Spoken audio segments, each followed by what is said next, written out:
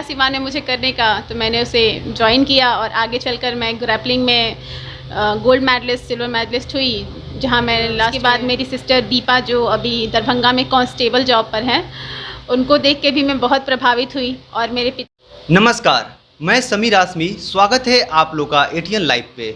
तो आज हम आए हैं सिवान ज़िले के हसनपुरा गांव में। श्वेता कुमारी जी ने बीपीएसएससी के एग्ज़ाम में क्वालिफाइड होकर पूरे हसनपुरा ही नहीं पूरे ज़िले का नाम रोशन किया है। तो आज आइए हम उनसे बात करेंगे और जानेंगे कि उनकी पढ़ाई और उनकी तैयारी कैसे और कहाँ से हुई है। सबसे पहले आपका हमारे चैनल की तरफ से स्वागत है। Thank you. तो आपसे हम ये जानना चाहेंगे कि आपकी पढ़ाई और आपकी तैयारी कैसे और कहाँ से हुई है। मेरी पढ़ाई शुरू में 1 to 10 ideal public high school से रही और एमएमएससी में भी मैंने बचपन में पढ़ाई किया है। उसके बाद 11th-12th मैंने डीएवी कॉलेज में कंप्लीट किया और जेपी यूनिवर्सिटी मेरा ग्रेजुएशन कंप्लीट हो गया। बस उसके आगे मैं पहले से ही मन में सपना था कि मुझे कुछ करना है और यूपीएससी के प्रति ज़्यादा था, क्योंकि एक बार मैंने रत्न संजय से मिली थी तो उनसे बहुत प्रभावित हुई थी। तब से सोचे थे कि ये पोस्ट क्या होता है, इसको कैसे तैयारी करना चाहिए, तो उसी के प्रति मैं पूरी तरह से अपना समय लगाने लगी और इसे जानने लगी कि ये इसमें कैसे जाया जाता है। तो उसके अंतर्गत मैंने ये फॉर्म भरा और मैंने ये तीसरे अटैम्प्ट में क्वालिफाई कर लिया। तो अभी आपका पोस्ट दरोगा का हो चुका है, तो आपने आपका जब रिज़ल्ट आया तो आपने जब अपना रिज़ल्ट देखा तो कैसा आपको फील हुआ? बहुत ज़्यादा खुशी महसूस हुई, क्योंकि मुझे उम्मीद तो था लेकिन फिर भी घबराहट थी, क्योंकि ये मेरा तीसरा अटैम्प्ट था। तो बहुत खुशी हुई और मेरे परिवारजन बहुत ज़्यादा खुशी हुए। मेरे पिता तो रोने लगे जब उनको ये समाचार मिला। तो आपके जैसे फादर बता रहे हैं कि पहले आपने स्पोर्ट भी किया है, कुश्ती भी लड़ी है, तो आपका जर्नी कैसे और कहाँ से स्टार्ट हुआ था? जब मैं सिवान पढ़ रही थी तो वहाँ पे मैंने कराटे क्लास ज्वाइन किया था, क्योंकि बचपन से ही मैं एक लड़की की तरह नहीं रही, समाज में भी हमेशा लड़की की तरह घूमते रही और मुझे कराटे या बॉक्सिंग ये सब बहुत पसंद था। तो जब मौका मिला सिवान में मुझे करने का तो मैंने उसे ज्वाइन किया और आगे चलकर मैं ग्रैपलिंग में गोल्ड मेडलिस्ट, सिल्वर मेडलिस्ट हुई, जहाँ मैं लास्ट में आखिरी गेम काठमांडू में खेला। अंतर्राष्ट्रीय स्तर पर भी मेरे कई सारे गोल्ड मेडल्स हैं। तो आप अपनी सफलता का श्रेय किसको देना चाहेंगी? मेरी सफलता का श्रेय मेरे परिवार के लोग, मेरे गुरु और मेरे दोस्त हैं, क्योंकि इन्होंने मेरा बहुत साथ दिया, बहुत सहारा किया। कई बार मैं हार मानी थी, लेकिन इन्होंने सपोर्ट किया कि मुझसे हो सकता है, तो मैं फिर से तैयारी में लग गई और आज मैंने ये मुकाम हासिल किया। जहाँ तक देखा जाए कि हर किसी के पीछे किसी न किसी का हाथ होता है, तो आपके पीछे किसका हाथ था?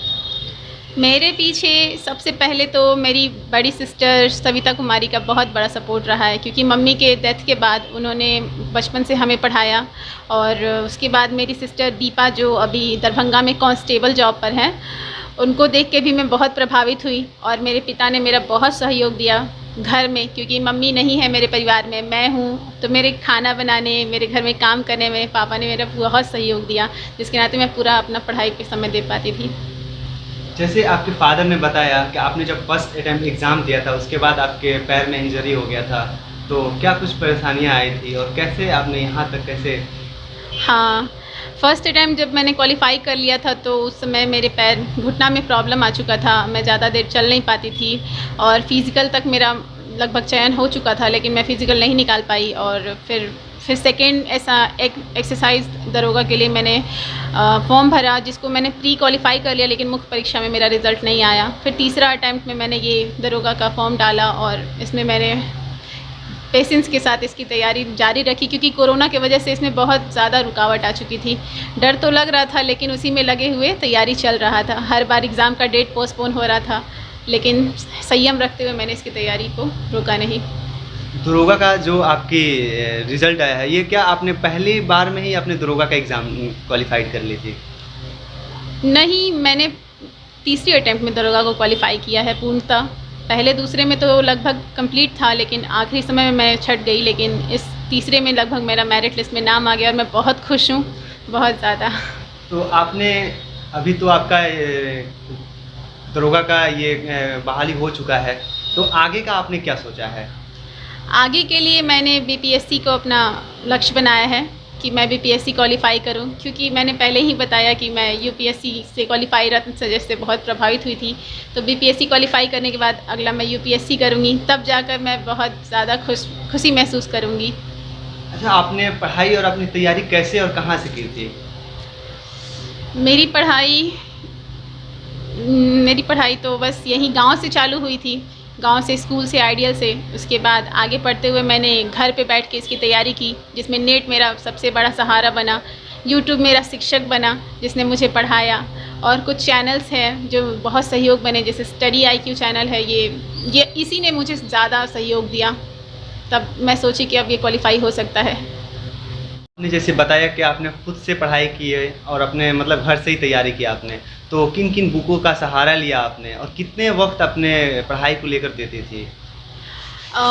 शुरू में तो मुझे इतना नहीं पता था, तो मैंने ल्यूसेंट को लेकर पढ़ना चालू कर दिया था। तो ल्यूसेंट से बहुत सहयोग मिला, लेकिन मुझे ये हर चीज़ रटा नहीं जाता, तो मैं हर चीज़ को डीपली पढ़ना पसंद करती हूँ। तो इसके लिए मैंने ओल्ड NCERT पढ़ा, विपिन चंद्रा पढ़ा, बहुत सारे स्पेशल बुक्स को अपना सहयोग बनाया, उसमें डीपली हर चीज़ को पढ़ा। उसके बाद मुझे हर चीज़ समझ में आने लगी, तो ये मेरे लिए और आसान रास्ता बन गया। अगर आप हर चीज़ को रटते हुए पढ़ेंगे तो ज़्यादा दिन तक वो आपको साथ नहीं देगा, और इतने बड़े एग्ज़ाम को क्वालिफाई करना आसान नहीं रहेगा।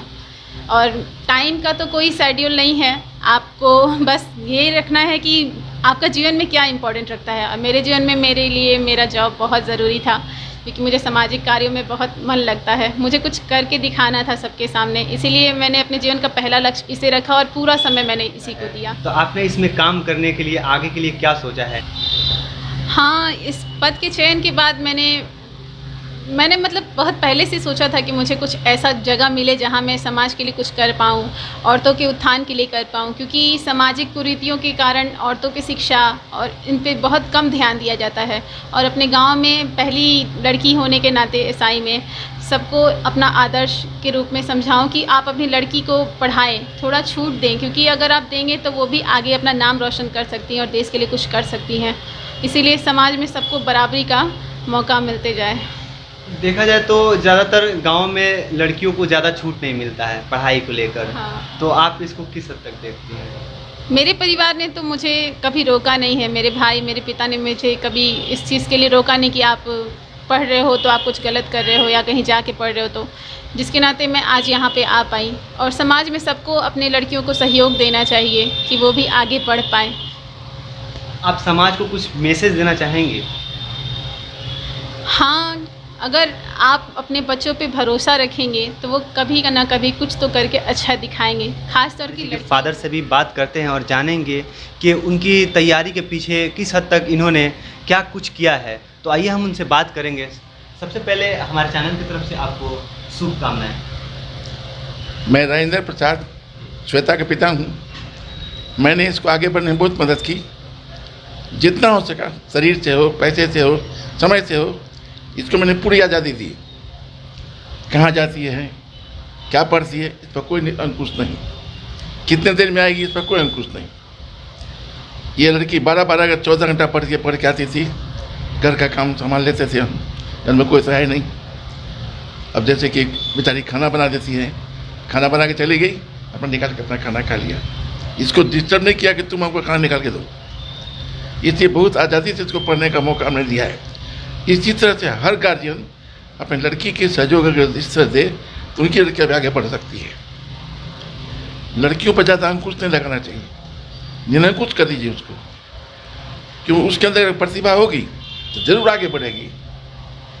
जैसे मेरी बेटी बड़ी है, रिजल्ट आने पर पहले रोने देंगे हम,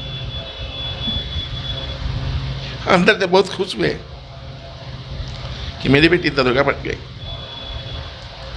इसी तरह से हर घर में गार्जियन को लड़कियों को छूट देना चाहिए, उसको आगे बढ़ने में मदद करना चाहिए, जैसे मेरी बेटी आगे बढ़ी है। आज से मेरा नाम रोशन किया है, गांव का नाम रोशन किया है। हर घर में से बच्चे होने चाहिए। काफ़ी मेहनत और मुशक्क़त के बाद उन्होंने इस मुकाम तक पहुंचा है और जैसे उन्होंने बताया कि मैं खुद से अपना तैयारी की, ना ही किसी संस्था और ना ही किसी इंस्टीट्यूट का सहारा लिया, और इस मुकाम तक उन्होंने अपने खुद के दम पे पहुंचा। और लोगों को ये भी एक मैसेज दिया कि लड़कियों को कुछ हद तक छूट मिलनी चाहिए, जो करना चाहे जिसको, उसको पूरी तरह से आज़ादी मिलनी चाहिए, क्योंकि लड़कियां भी समाज के लिए कुछ ना कुछ कर सकती हैं। तो बने रहें हमारे साथ एटीएन लाइव पे।